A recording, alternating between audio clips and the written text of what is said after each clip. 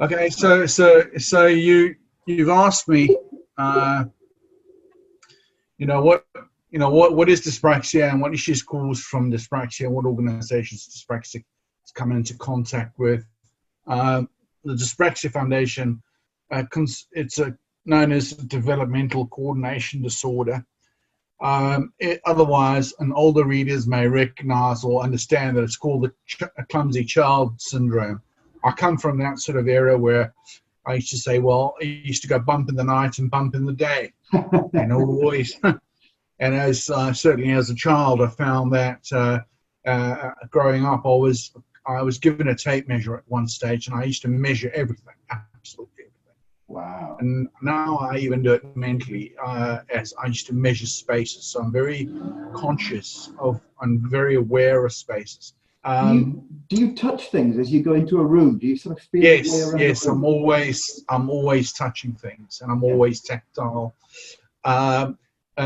And it's odd because as an autistic person, there are times where I just don't want to be touched myself. Yeah. But there are times where I just reach out to kind of get an orientation of space, an understanding of space. So and sometimes the orientation of a space, particularly in a small space, you try and orientate yourself. Spatial orientation is a challenge. So that's one of the situations. But what I do find is over time, that's probably why I touch things, is muscle memory takes over and starts to progress and develop, and then it becomes more sort of learning the bicycle riding process, where it becomes more of a subconscious process over time. But like tying shoelaces, your muscle memory takes on board. Like it took me up to the age of 7 to learn how to tie shoelaces. I was myself. I was almost nonverbal till the age of 7. I think the first language I spoke was Zulu. Okay. Because I was raised, on the back of a Natal, would that be? KwaZulu Natal. Yeah, I was looked after by our. We had a lady that worked for us. She was Zulu, and so because my mom had 4 kids, I was the eldest. So the first of 4, and then the Zulu lady used to look after us. She used to support my mom in the home. Yeah. And so I probably spoke Zulu before I spoke English, and then my English was limited to some degree till the age of about 7, and then I kind of failed my first year of school, and then went from there. I went through remedial school, and I was given lots of intensive therapy over about 3 or 4 years, in which time I found my voice. They obviously recognized that my voice was going to be my strength. And so my cognitive challenges were such that I constantly had this thing of writer's block, with the dyspraxia. And then reading was a problem with the dyslexia. So I had both phonological and writing challenges, and I'll go on to explain the little bit of the difference of how this impacts your development. So can I just ask first, you say that you spoke Zulu as a young child. Is Zulu a written language, or is it just a spoken language? Initially it was a spoken language, and then it became a written language with the influence of the colonialism. So the phonological processing, visual neurocortex issues, alongside processing to basically the CAN coordination. So your usual visual neurocortex translates to movement through the brain, and then that becomes movement. How that happens is still unknown. There are a lot of unknowns with dyspraxia.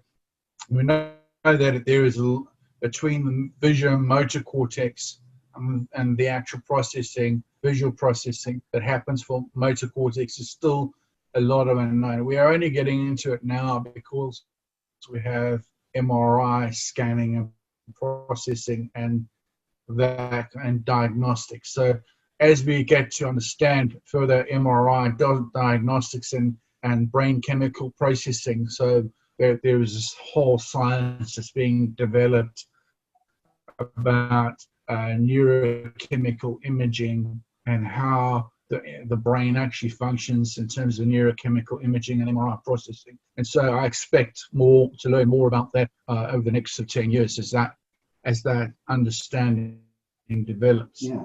I've only learned a great deal myself, having done a master's degree and education about my own challenges and about learning processes in themselves.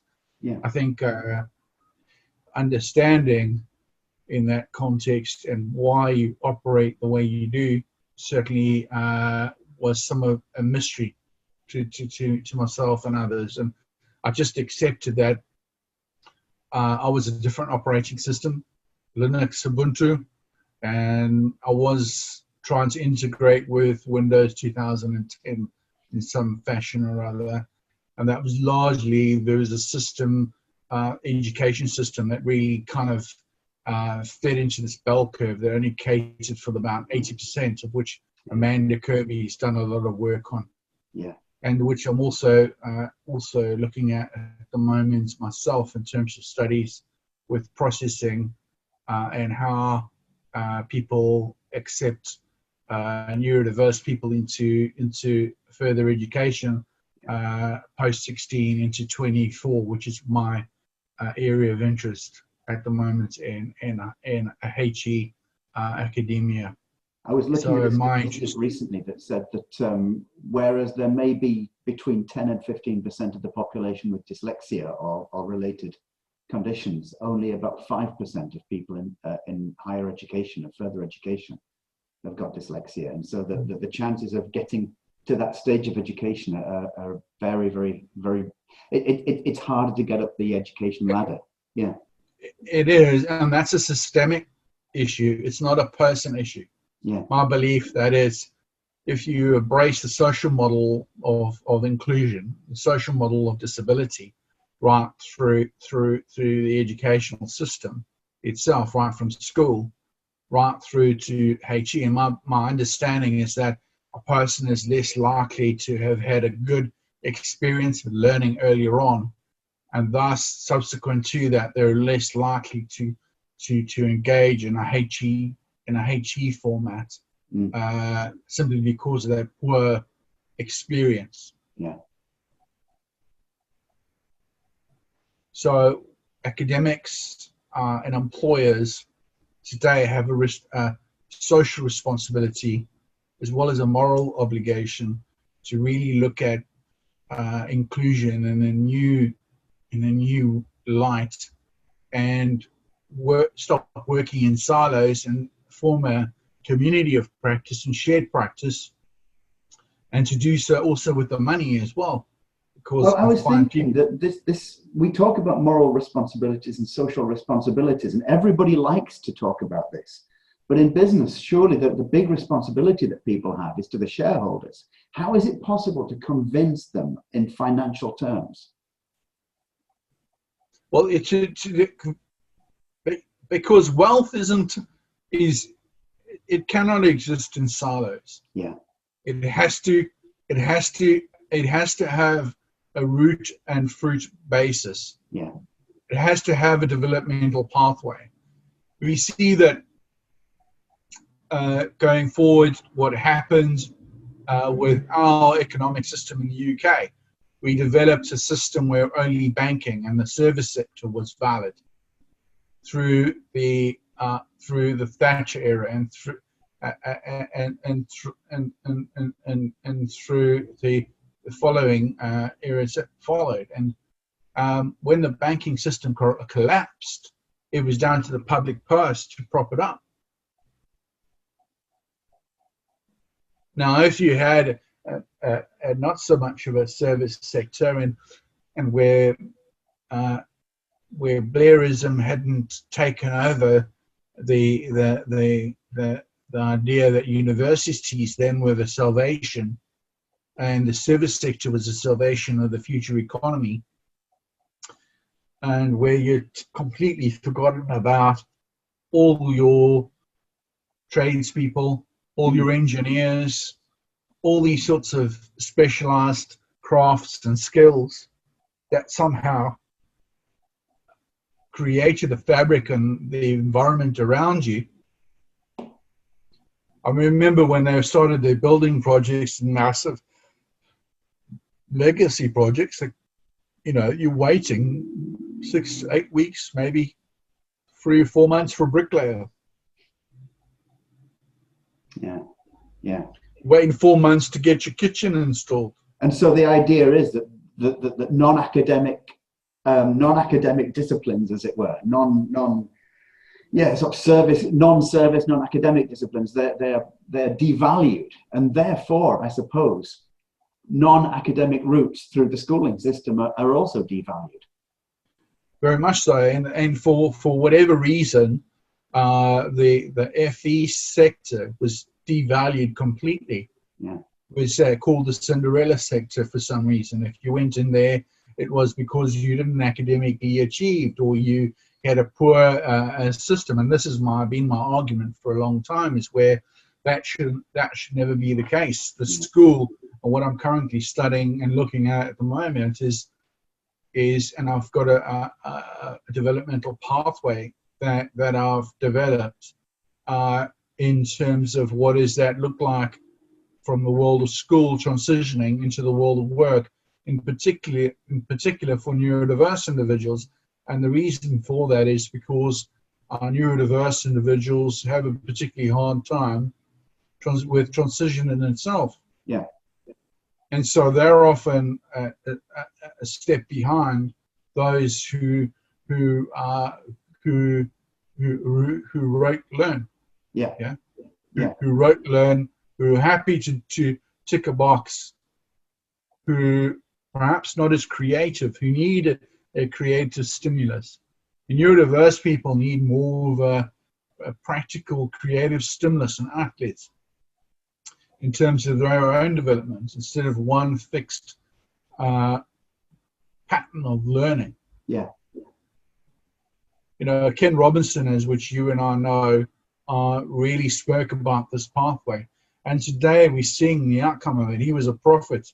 I mean, when I got into education 5-6 years ago, into the community and transitioned into FE, it was really going through a real patch time. In fact, the FE college I was in was 2 million in arrears. Wow. Yeah. Do people with dyslexia have a particular problem here? That there tends to be a concentration, there tends to be the idea in education that you're either academic or you're manual, as it were. And people with dyspraxia will often also have dyslexia, and there's a lot of comorbidity and a lot of, as it were, crossover between dyspraxia and dyslexia. And people with dyspraxia may not feel comfortable in the traditional academic route, but of course, because of the developmental coordination issues, there may be difficulties going through the manual route as well. So are there issues in this region? There are, I would say, in my experience, I can, once you met one neurodiverse person, you met one neurodiverse person. I'm not their next neurodiverse person's expert.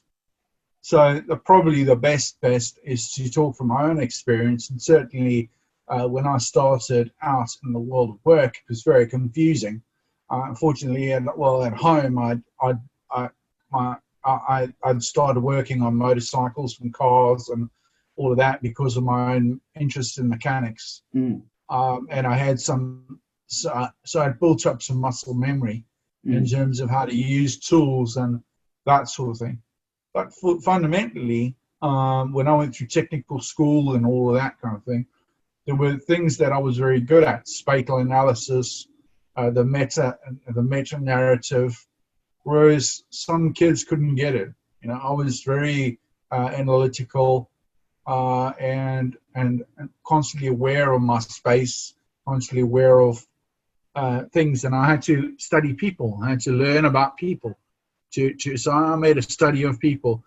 And yeah, it's a real challenge. You have to become a scholar. It's a real mental draining effort, you know, and even harder as you're an adult, because certain other things catch up with you, like because of like myself, a trauma and that fibromyalgia, which adds another layer to the complexity. So I mean, there is a lack of understanding, but it's more about a lack of how things coexist and how challenges exist. You see, rather than people look at it as the issues of deficit. My goal really is to do away with the actual idea that we somehow pathologize. And yet, when we talk about dyslexia and dyspraxia, I mean, you've written here, in general, a key indicator of dyslexia is to do with literary skills and reading. On the other hand, dyspraxia veers towards movement and planning difficulties. So you're describing it in terms of difficulties. Yeah, like challenges. Mm-hmm. Yeah. It's not a pathologizing situation. They are challenges. They are simply challenges that you would have in trying to integrate two operating systems. Yeah. You understand? So you've got one operating system, like we said the other day about VHS and Betamax. VHS won out because there was more of it. Yeah. You know, Betamax was the better operating system. Yeah.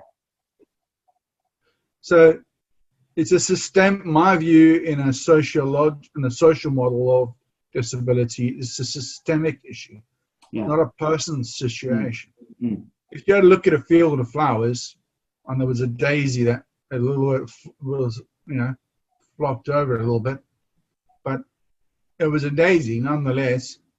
But there were fields of flowers, of all kinds of flowers and manner of flowers. That's a biological model of sustainability.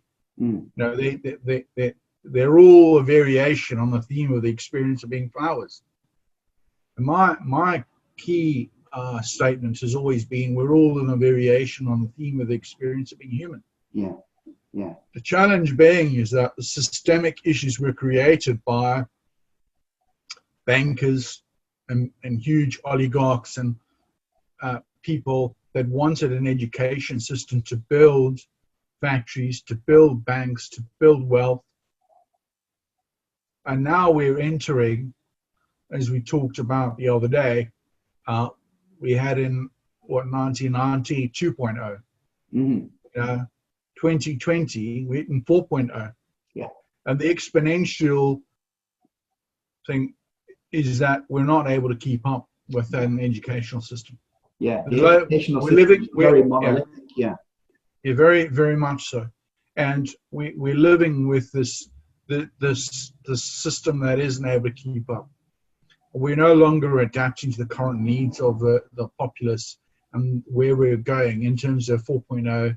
By 2030, we'll have 6.0. And, phonological processing, spelling, all that thing won't be necessary because computers are already doing these things. I love what you say about the needs of the population, that's exactly what education is there for. It's there for our needs. And yet, for so many people who are neurologically sort of atypical, as it were, not that there is such a thing as neurotypical, but for all sorts of people with dyslexia, dyspraxia, dysgraphia, dyscalculia, people who are on the autism spectrum, people with ADHD, education does not cater for their needs. And it seems to have lost its way. I listened to this one program where gangsters interview each other. They're all out of prison and they try to live each life. And their conversations are hugely intellectual. But they delve into each other's education backgrounds. Yeah. And you delve into the way they engage with school. It wasn't, they fell outside of the bell curve. Yeah. That's why they created issues. But when you listen to their conversations, they're very with it. They're very intellectual. They They know how to do business. They're very savvy in the way they go about things. And if they've been steered into like economics and business and in a way that was fitting for them, there was no ways they were going to end up in those situations where prison had become their university. Final destination, yeah, sure. Their final destination.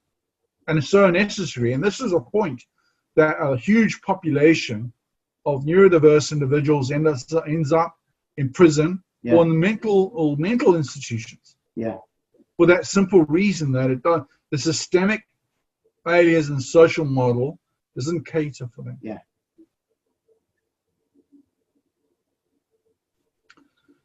So, I mean, this example here, you know, that comorbidity cares from people who are dyslexic, according to Stothard, Snelling, Bishop, Chip Chase, and other, Kaplan, 1958. 58% of dyslexics are also dyspraxic. Yeah. But we also have to start with a proper definition of each and then see how, you know, the Venn diagram overlaps. And that's also those, you know, there's a 50-50 chance of a dyspraxic being autistic. And I fall into that group. Yeah. I fall into the group of also being a dyslexic. Yeah. No. So, you know, yeah, there are some, you asked about awareness of dyspraxia. Go to the Dyspraxia Foundation. I've got a link there. That we can, you know, I'll insert that link into the end of the video as well. Yeah. Yeah. And that we'll have a look at that. And I'm going to say, you know, there's also an intersectionality. There's a link there as well with the gentleman who's in the BAME community. You know, he's autistic, he's dyspraxic, and he faces intersectional challenges and issues on a daily basis because of that. And my experience in working in the BAME community is that you're cursed, there was something wrong with you and your mother. There was something wrong with, you know, you're just out there, and you think, you know, that you're more ostracized than most, you know.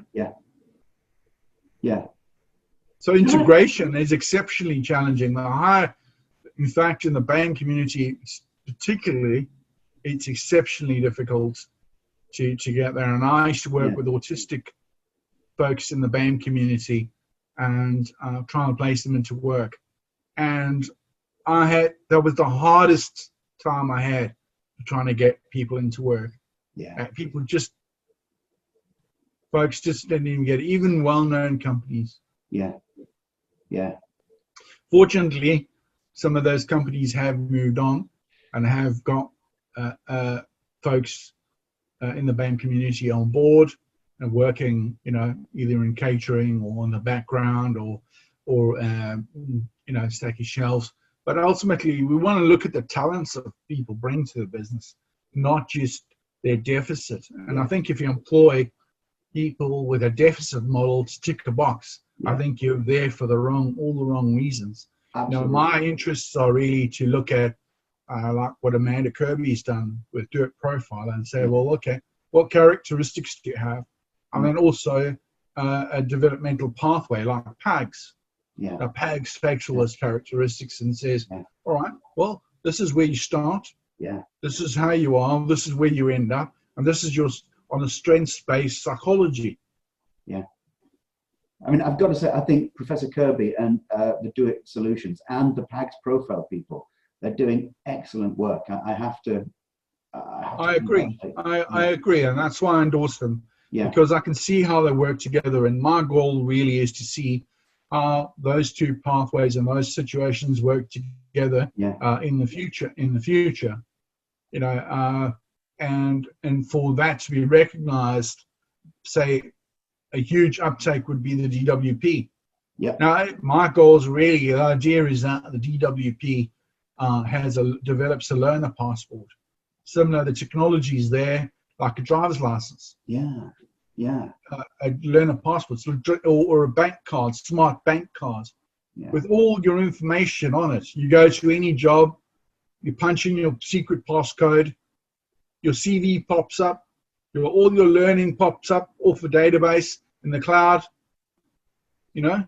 One of the problems that I've found with dyslexia, especially in academia, is that people who have got an assessment for dyslexia and dyspraxia as well from one academic institution, that's not always transferable to another academic institution. They'll have to go and get tested again, and this costs a lot of money.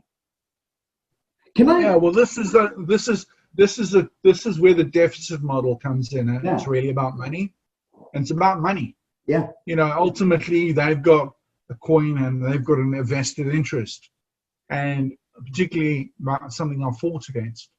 I fought against the deficit model of how you engage employment and what you do in that space. Yeah. And you won't believe how difficult it is to get your voice heard in a university that's actually teaching the same subject to which you study. Yeah. I find it it's unbelievable.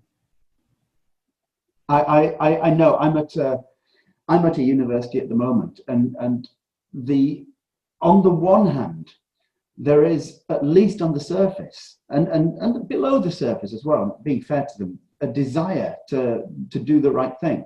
And yet the levels of awareness, the levels of what the right thing might be, are almost non-existent. Very much so. When people found out I'm dyslexic, and the first question is always about, you know, so how do you read all that? I mean, yeah, reading is slow, it's tiring. I do have problems, but the issues are not focused on my ability to read a text. The issues are far broader than that and far deeper than that. And there's almost no understanding, and it's quite, it would be laughable if it weren't so serious. Yeah, well, I try and show people a bit of text where the text is all jumbled in the middle, and the start and the end of the letter, and you're able to tell them what it is, and say, well, how do you do that? Because I decode. I'm just bound to decode what's on the page. Yeah. It's like Twisted Spaghetti Junction, and how do you manage? And I go, well, I decode it on the page. It looks, sometimes the letters all over the place and wavy, and sometimes the letters all scrunched together, depending on the font. The best fonts I deal with is Calibri size 12 with a 1.5 spacing. I'm the same. I like that kind of thing. I like Lila Wadi, but Calibri is also very nice, and the spacing of the letters is very, very important. Yeah.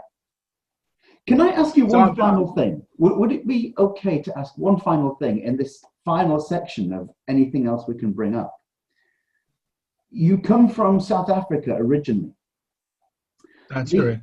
Attitudes towards autism, dyslexia, dyspraxia in South Africa, and the attitudes towards autism, dyslexia, dyspraxia in the United Kingdom, and the understanding of autism, dyslexia, dyspraxia in these two contexts, are there differences, or are they more or less the same?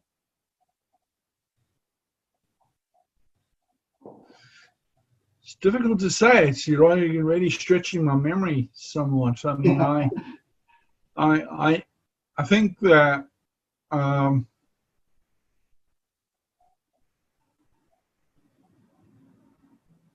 I think the issues are not so much about the challenges within individuals themselves. It's political will, power structures, understanding between institutions.